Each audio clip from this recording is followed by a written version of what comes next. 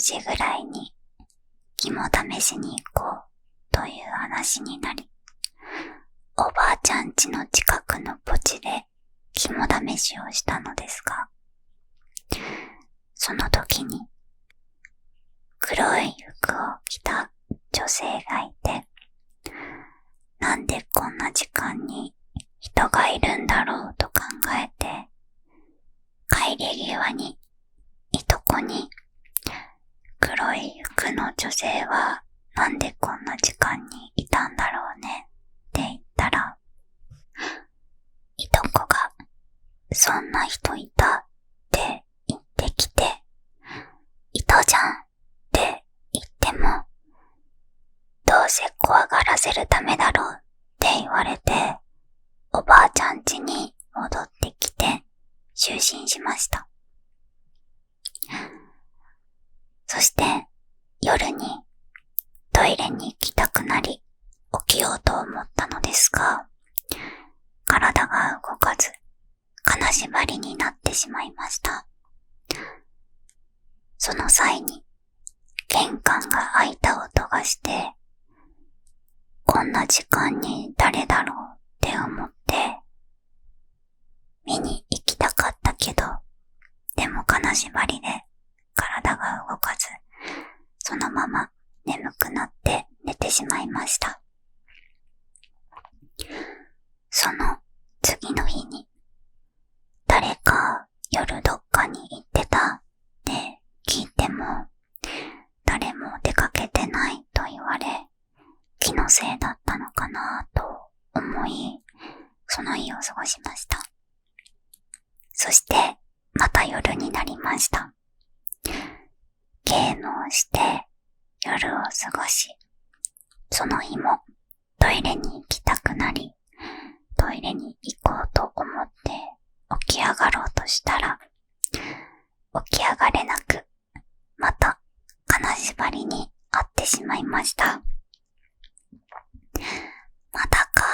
と思いながら寝ようとしたのですが、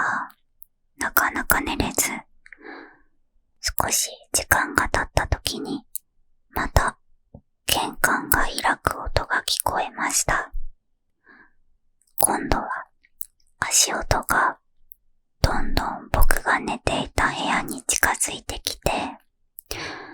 おばあちゃんとかかなって思っていたら、自分が寝ていた部屋の前で足音が止まり、襖が開き、そこにいたのが墓地にいた黒い服を着た女性でした。その女性は近づいてきて、僕のことをじっと見つめてきました。そこから記憶がないのですが、気づいたら朝になっていたので、きっと寝てしまっていたのだろうなぁと考えました。怖くなってしまって、親戚の人やおばあちゃんに話しても信じてもらえず、いとこに話したら信じてくれました。近くのお寺の人に話を聞きに行こうという話になって、話を聞きに行くことになりました。お寺に着いてから、お寺の人に大丈夫と聞かれ、僕が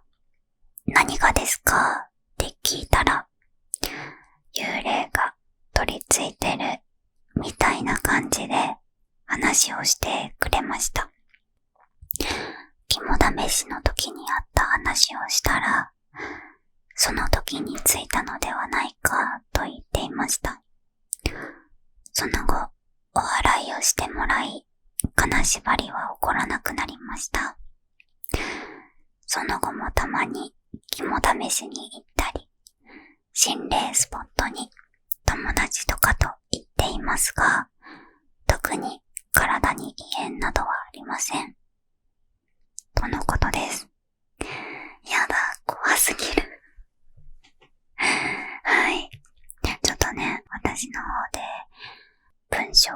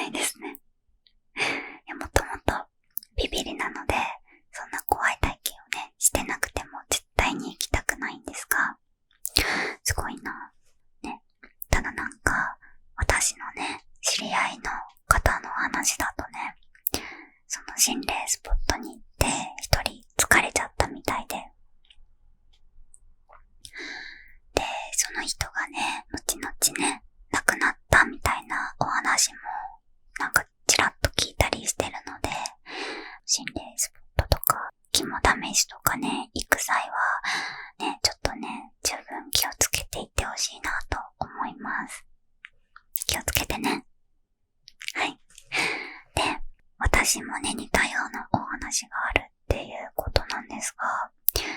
私の場合はね、心霊スポットに行ったとかじゃなくて、普通に実家で寝てました。で、明晰夢を見るっていう話もそうなんですが、実家にいた時は結構かなり金縛りにあってました。でも私だけじゃなくて、その部屋に住んだりしていたおばさんたちもみんな金縛りの経験はあるって言ってたので、金縛りってなんかこう心霊的なものじゃなくて疲れだったりっていう話を聞いたりしたので、あんまりビビってなかったんですね。まあでもただ意識があるのに体が動かないってちょっとこうムズムズしますよね。で、まあね、何回かあったので、まあその日もね、いつも通り金縛りね、はいはいって感じだったんですけど、だんだんね、いろんな音が聞こえるようになってきたんですよ。で、私の場合、ややこしいのが、明晰夢で、夢なのか現実なのかわからないんですが、救急車のサイレンの音がものすごく近くで鳴ってる音が聞こえたりとか、あとは足音がね、聞こえたりしました。で、私の実家は2世帯住宅で、1階にね、おじいちゃんおばあちゃんが住んでて、2階に私たち、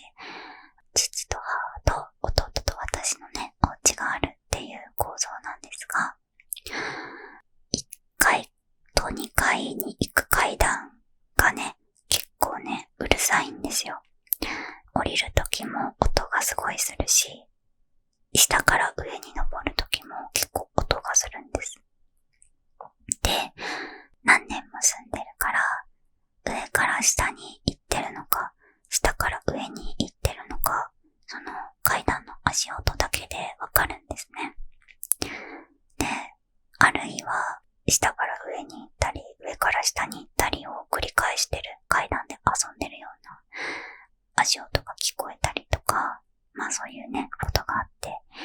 で、あと、ちょっとね、前にもお話ししたんですが、リビングと私と弟の部屋をつなぐ廊下の扉が、こうちょっとキーっていう音が鳴る扉なんです。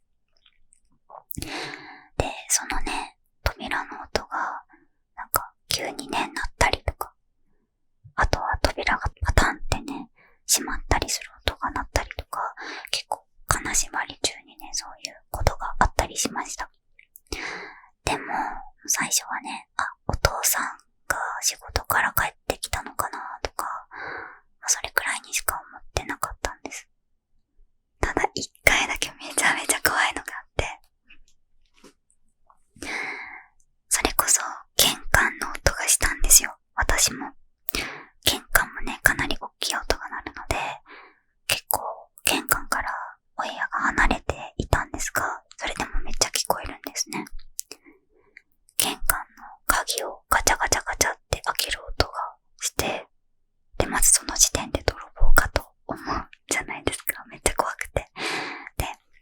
ガチャって開いて、閉じて、ドタドタドタドタドタドタドタドタって足音が聞こえてきて、で、これもまた、下から上から下へって何往復かしてたんですよ。で、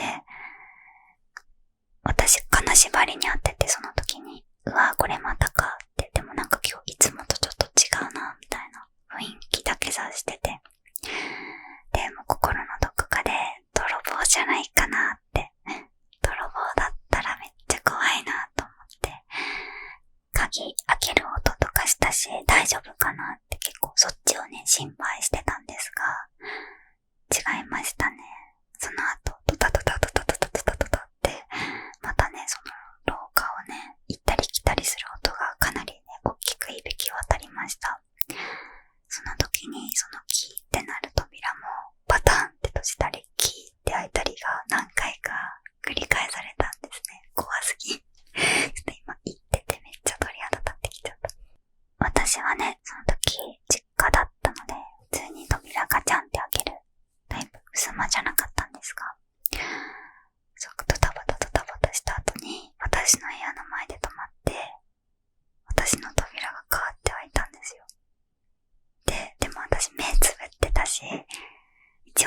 績も見れるのでコントロールしてたんですよ。頑張って。で、明らかに私のベッドのね、横に来たの、多分男の人だ。女の人だったかな。ちょっと私忘れちゃったんだけど、すごい怖かったです。悲鳴みたいなのも聞こえたし、怒鳴られてる感じもしたし、あとは体中がその時は金縛りプラスすっごい重たくなって、上にね、誰か乗ってるような感覚になりました。もうね、あれはね、私の中でね、かなり怖い体験でしたね。この方もね、結構同じような怖い体験をされてるので、めっちゃわかると思って読ませていただきました。めちゃめちゃわかる。なんでですかね。絶対に違う幽霊だと思うんですよ。なのに、同じような体験がこうやって各地で起こるっていうのは、なんでなんだろうなって、幽霊の中の流行りみたいなのがあるのかな。私の妄想なんですが、いくつかね、パターンがあって、金縛りで怖がらせるパターンと、あと心霊スポットで怖がらせるパターンと、踏切とか病院とか幽霊の中の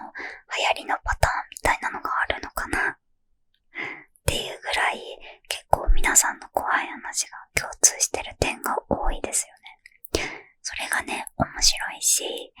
なんかそこがより嘘っぽくも聞こえるし、と同時にその話の共通点みたいなところからよりリアリティに感じたりもしますよね。面白いな。怖い話って怖いからトイレとかね、お風呂とか行くの怖くなっちゃうから聞きたくないはずなのに面白いから見ちゃいません。私はね、結構そういう気持ちになるので、ね、皆さんもね、そういう気持ちになってくれたら嬉しいですね。本コアとか怖い特集番組とかだとちょっと怖すぎちゃうので、私はね、こういう実体験の怖い話くらいがちょうどいい怖さかなと。マヨナ的にはね、マヨナ的な怖さレベルのところくらいがちょうどいいです。なのでね、皆さんがね、送ってくださったこの怖い話はね、とても私は楽しく面白く読んでますよ。ありがとうございます。はい、それでは次のお話に参りましょう。はい、DM 失礼します。ありがとうございます。怖い話なんですけど、寝てたら夜中急に妹が家から出て行ったので、どうしたのかとついて行って声をかけても反応しないので、そのままついていくと墓地に着きました。そして本人はその記憶がなかったそうです。というお話です。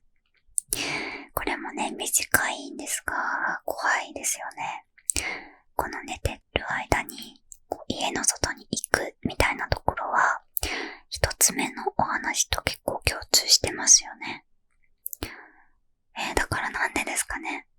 やっぱりトランスレーションだっけ、トランス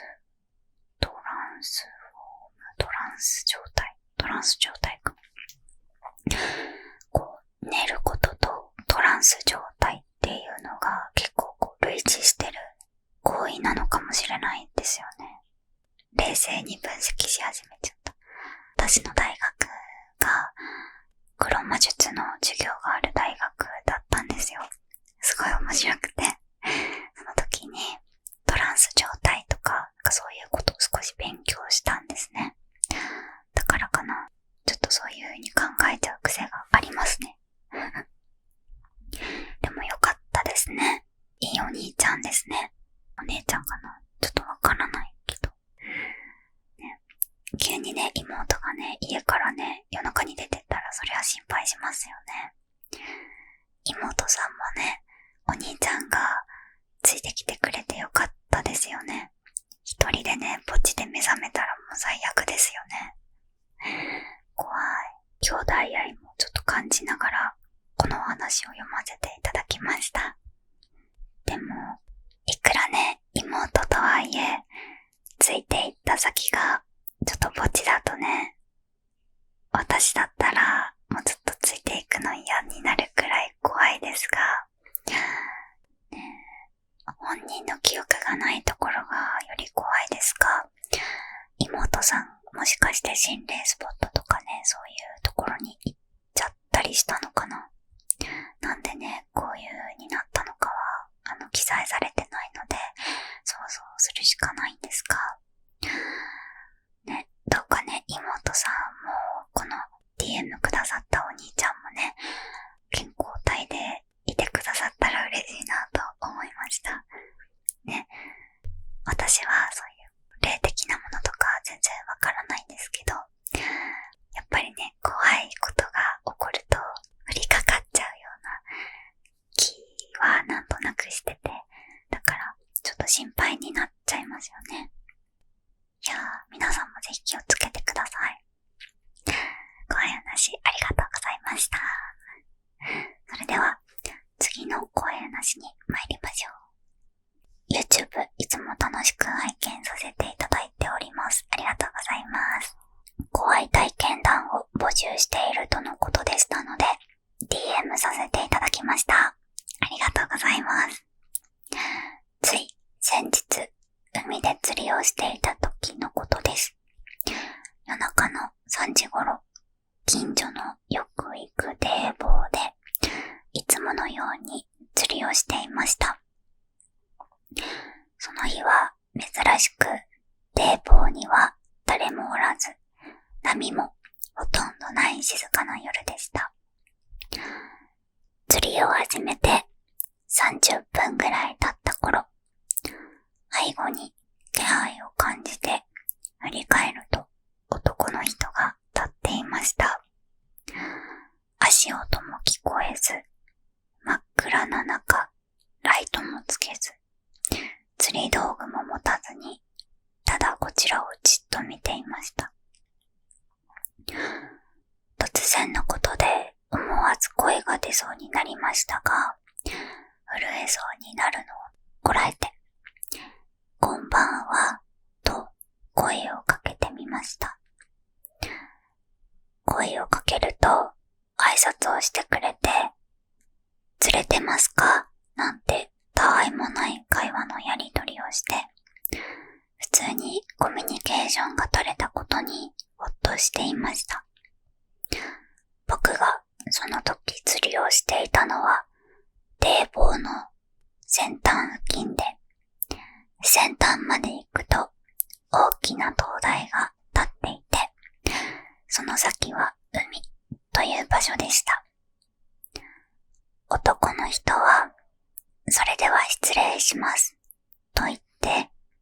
堤防の方へ向かっていき、それからこちらに戻ってくることはありませんでした。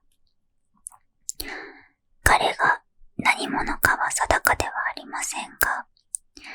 海辺というのは生と死の境目であり、日の出前という境目の時間帯にそういう場所にいることで、夜釣りをする人は不思議な体験をすることが多いみたいです。だそうです。怖すぎますね。その男の人はこっちの世界の方なのかね、こっちの世界の方だとしたら心配ですよね。大丈夫かなって。まず足音も聞こえず、真っ暗な中ライトもつけず、釣り道具も持たずに、ただこちらをじっと見ていました。なんで見てるのって感じですよね。私だったら、なんで見てるのってなっちゃうかもしれない。この方だから結構冷静な方ですね。こんばんはって声をかけるって勇者だなと思います。でもまずこんなね、堤防に誰もいないような時間帯で釣りをね、できるっていうのも結構すごいと思っちゃうんですが、私がビビりりすぎるのかもしれないな。釣りが好きな方はね、霊的に怖いことを考えたりする前に釣りが楽しいですもんね。私の父が釣りがすごい好きなんですよ。なので、私もね、夏休みかな。よくね、父がね、釣りに行くのをね、朝ついて行ったりしてました。で、この方もおっしゃってたんですが、海辺という境目、あとは日の出前という境目、ね、わかります。私も父の釣りについて行った時に、実際に怖い体験があったわけではないんですが、不思議な雰囲気を感じることがありました。今はね、もうちょっと感じないんですが、小さい時っていうのもあって、別の世界が開いたような感覚になる感じがしました。パイレーツ・オブ・カリビアンでいう海と空がひっくり返るみたいな感覚にね、なってた時があったので、この方のね、言ってることはわかりますって感じです。今回はね、男の方ですね。すごく勝手なイメージなんですが、女性のこういう怖い話、女性の霊の怖い話っていうのはどうみたいな感じのイメージがあるんですが、男の人の幽霊の怖い話は静かに立ってこっちを見てるとか、わーっていう感じじゃない気がするんですよね。多分私のめちゃめちゃ独断と偏見なんですけどはい。ということで、なかなか怖いお話でしたね。この方もすごい文章が上手ですね。小説を読んでるような気持ちになりました。素敵な動画の投稿を楽しみにしてますということで、はい、ありがとうございました。これからも頑張りますね。皆さん、どうですか？私はですね、どんどん怖くなってきています。結構ね、こうやってお話を読んだ後に、冷静部で、いや、女の人が多いですね、とか、幽霊の人はなんで白い服を着てることが多いんですかね、とかちょっと語ってますけど、怖さをね、紛らわせるためにやったりしてます。それくらい怖いです。でも、自分でね、めっちゃ怖いじゃん、やばいみたいな言い過ぎちゃうと本当に怖くなって震えが止まらないくなって、もうちょっと撮影がね続けられなくなっちゃうんで頑張りたいと思います。ちなみにただいまの時刻、夜中の12時1分でございます。9時ぐらいから撮り始めてます。なのでもうすでに3時間ぐらい喋ってるんですけど、その間もうずっと怖かったですでね、まだね12時を回ってなかったんですけど、もう今12時1分ということで、怖さが本格的な時間になってきてビビっています。一緒に頑張っていきましょうね。はい。では、次の怖い話を読んでいきたいと思います。夜中に失礼します。いつもすやすや動画聞いてます。声好きすぎて逆に寝れなかったりしてます。ありがとうございます。嬉しいですが、寝れないのは大丈夫ですか？はい。では怖い話いきますね。怖い話は、中学生の時に家で一人でスマブラをしていた時に、突然聞いたことがない電話の音が鳴り響いて、スマブラのキャラの挙動もおかしくなったことがありました。電話が止まるとスマブラも元通りになったんですけど、幼さゆえに怖かったです。パンチ弱いけど、また怖い体験したくて夜2時にお風呂入ってるんですけど、何も起きなくて悲しいです。ありがとうございます。動画投稿楽しみにしてます。応援してます。ありがとうございます。なんで怖い体験したいの？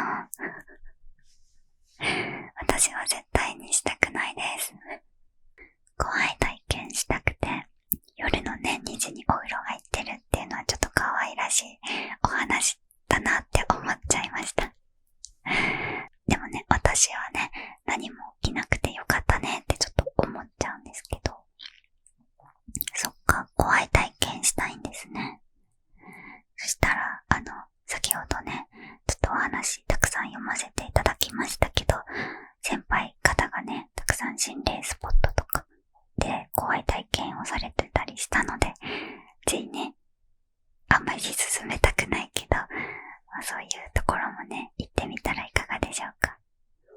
あんまり進めたくはないですけどね。命だけは絶対守ってくださいね。ちょっと真面目になっちゃうな。ごめんね。突然聞いたことのない電話の音ってそれめっちゃ怖くないですか？電話の音とはちょっと違うんですが、突然さ、Siri が反応した時とかもめちゃめちゃ怖くないですか？急に、出る。なんでしょうかみたいな。いや、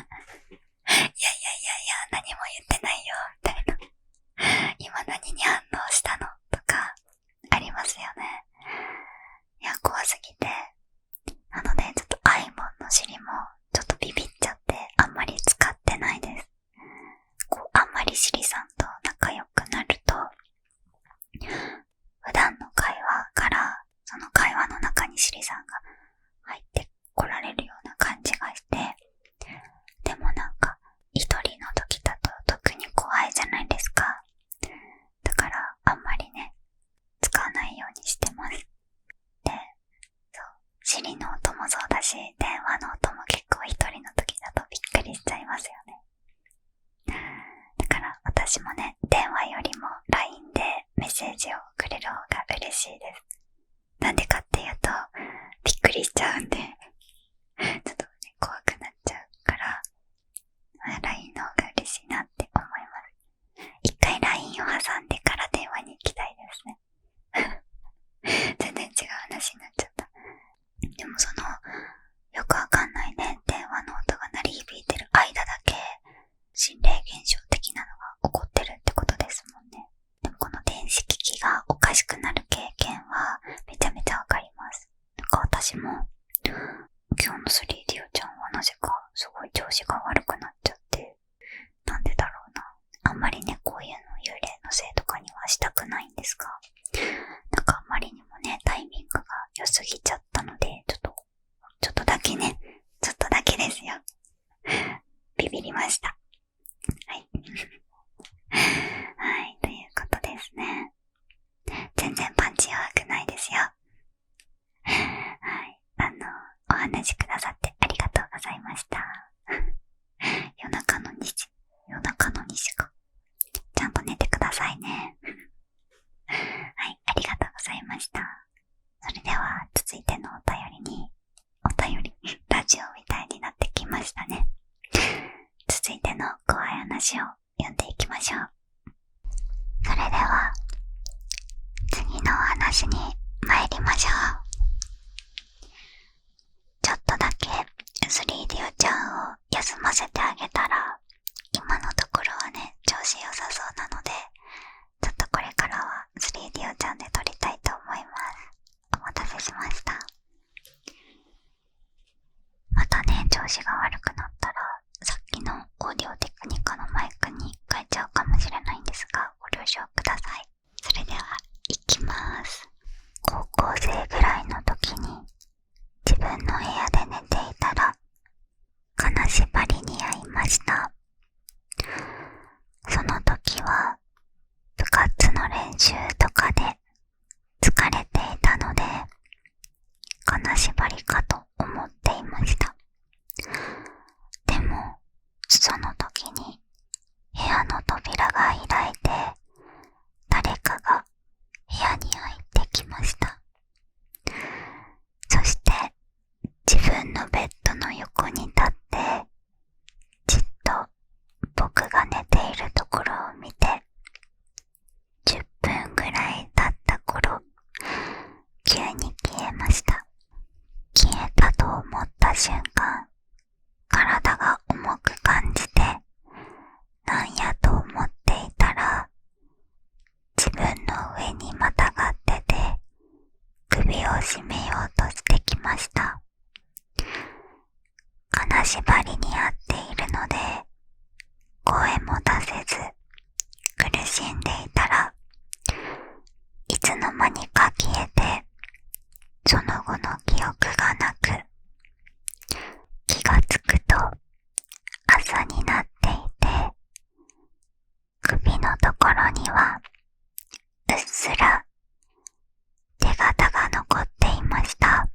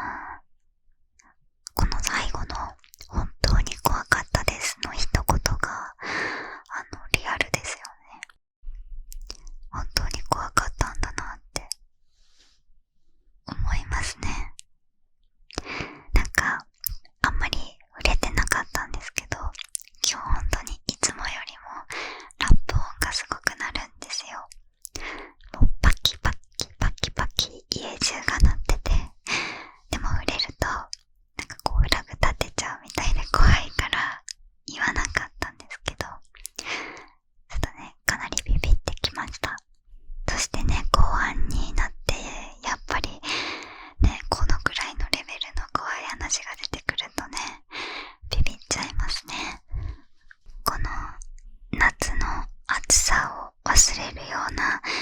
怖いお話ありがとうございます。はい。では、続いての怖いお話に参りましょう。続いて、以下、怖い体験談です。私がまだ中学生の時、当時、地方の田舎に暮らしていたため、休みの日は暇を持て余し、仲のいい友人と3人でよく釣りに出かけました。その日は自転車で家から少し離れた釣り場に向かったのですが、そこは岩肌がむき出して、また山の崖下に位置しているようなところでした。そこの山はちょっとした観光地にもなっており、山の中腹に駐車場があるため、駐車場から崖下を見下ろしやすく、地元の大人たちからは飛び降り自殺の名所である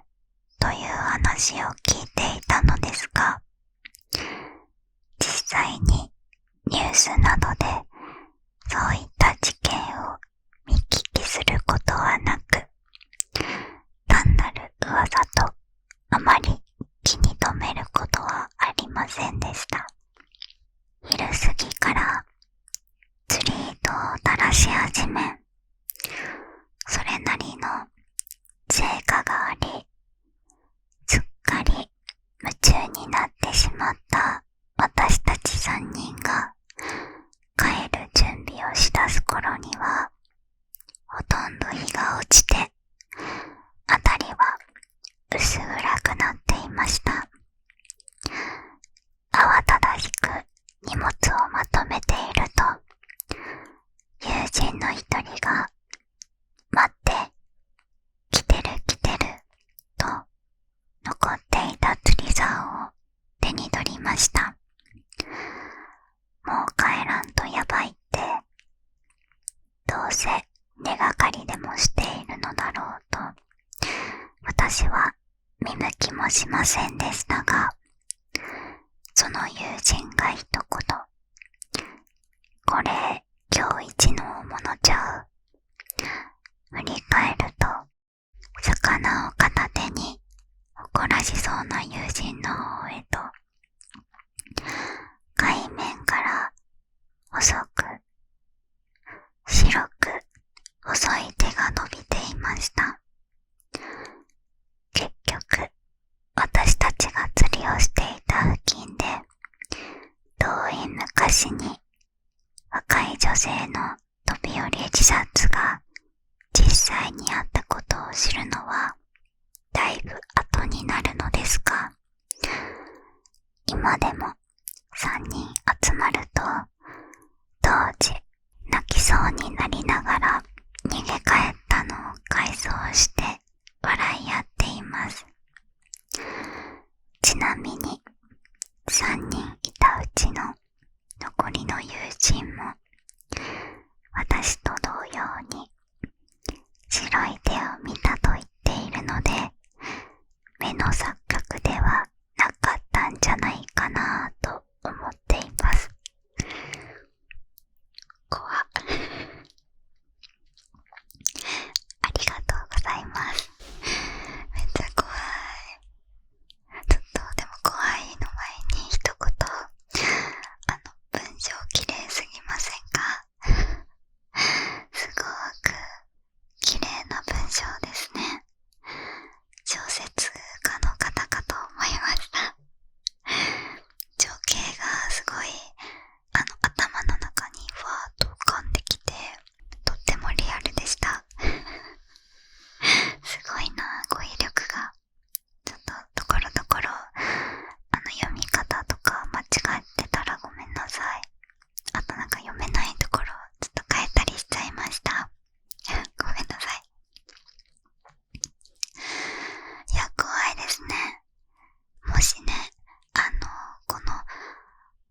話をくださった方と友人の方が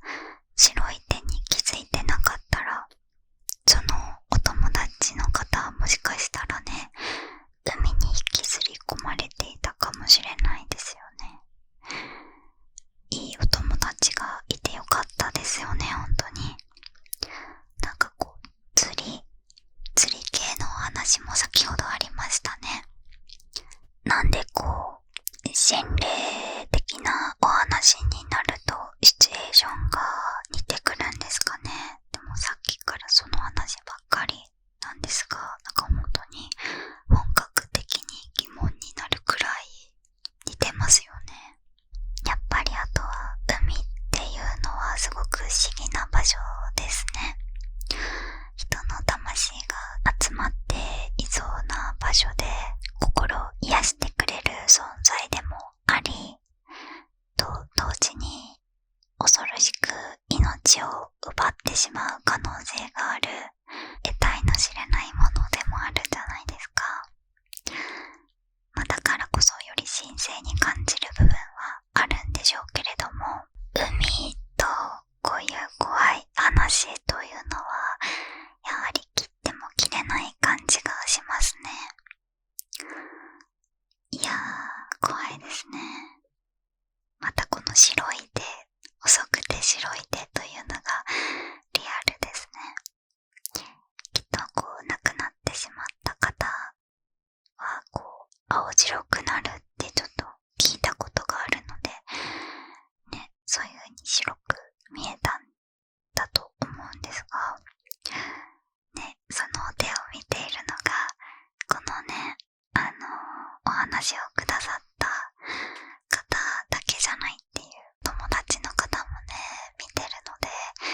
自分もね目の錯覚じゃなくて、あ、本当にあったよねっていうよりね、確信に変わっていっちゃうのも怖いですよね。いや、すごいな。皆さんすごい体験をされてますね。はい。友達と釣り、田舎暮らしで釣りに行くってなんかちょっと憧れました。これはね、ちょっと関係ないんですが、いいなぁ。僕夏っぽくて憧れました。はい。ありがとうございました。それでは、続いての怖い話に参りましょう。帰り道に肝試しで山道を通りました。少し進んだところにある川の近くで、青い人型の何かがそこにいました。しかも複数人。急いで帰って調べてみると、都市伝説ではあるものの、青い幽霊は有効的なオーラがあるらしいとのことです。逆に赤は怒りのオーラがあると。つまり僕は実はですとのことです。すごい、この方は詩人のような文章を送ってくださいました。かっこいい文章ありがとうございます。で、そこじゃないですよね。青い人型の何か、なんだろう。私の中のイメージはもう完全にアニメの無色転生を見ているんですが、無色転生に出てくるご主人公と関わるなんかこうあの世の人みたいな白い人がいるんですよ。アニメしか知らないので、はい、ちょっとその人がどういうね役割の人なのかわからないんですけど、夢の世界みたいな空間で主人公の男の人と話す白い人間がいるんですけど、その白い人間の完全に青い人間バージョンを私は想像してこのお話を読みました。ね、青い人型ってちょっと私初めて聞いたので、ちょっと面白いなと。しかも複数に。で、有効的、好意的なオーラ。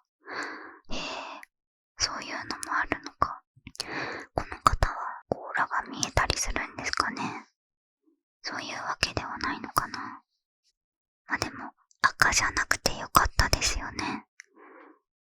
ちょっと怖くはあるけれども、まだ好意的なオーラでよかったのかな、良くないのかな。これも友好的だとね、逆にこうついてきちゃうとか、そういうことがあったら大変ですが、ね、ちょっと私はわからないから、専門的な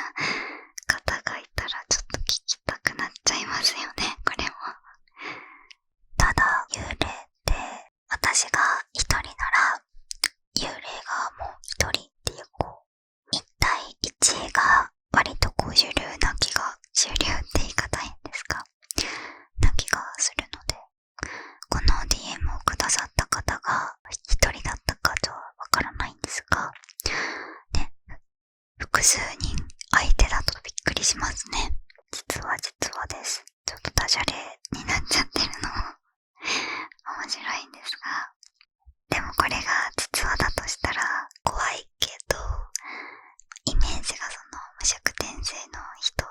になっちゃってるので、面白そうだななんて思っちゃったりして、良くないですね。いやでも会いたいか会いたくないかって言われたら全然会いたくないですね。やっぱ怖いですね。いや、お話ありがとうございました。はい。それでは次の怖い話に参りましょう。再び来ました。そういう怖い話じゃない怖い話です。だからちょっとリラックスして聞いてみてくださいね。はい。怖い体験談。大学でノートを紙で提出するっていう課題があって、 iPad でノートをテイクしてたから、締め切り前夜に印刷しようとしたらファイルが損して印刷できなかった。怖すぎたとのことです。怖すぎ。せっかくねノート取ってたのに、そのファイルがしかも前日の夜に破損する。そんなタイミングのいいことがあるかって感じですよね。やだ、これ結局提出できなかったのかな。めっちゃ焦りますよね、こういうのって。いや、怖いな。なんだっけな、なんか私も似たような経験があった気がするな。確か大学系じゃないかな。なんだったかな。あ、ゾワさんに動画をアップロードしてる時のお話なんですが、私は結構無意識に行動しちゃう時があって、編集したデータっていうのは書き出したものは全て取っといてるようにしてるんですけど、その元々のね素材の方はデータがね重くなっちゃうので消したりしてるんです。そのね素材と間違えて書き出したものを消しちゃった時とかは結構びっくりしますよね。で、ゾワさんにね、今までの動画をアップしようと思って書き出したファイルを探しても、あれないみたいなファイルだけあって中身が何もない、書き出したものもないみたいなのがあって、その時はねかなり焦りました。だからこれちょっと内緒のお話なんですが、YouTube からダウンロードした動画も一部あります。いや、情けない。本当に情けないけど、間違えて消しちゃって、そういうこともありました。今はね、もう全部取っといてるので、めちゃめちゃ気をつけるようにしてます。ただね、こういうデータ系は自分が気をつけてても、どうにもね、ならない時があるから、ちょっとね、バックアップの大切さを知りますよね。はい。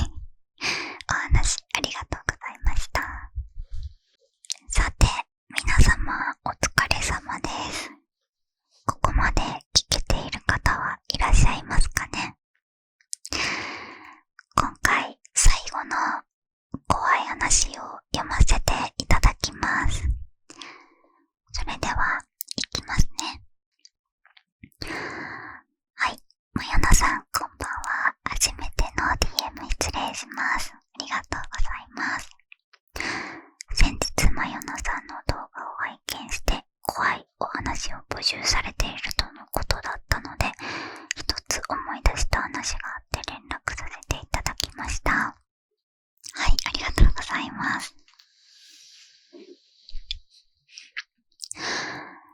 これは去年の10月に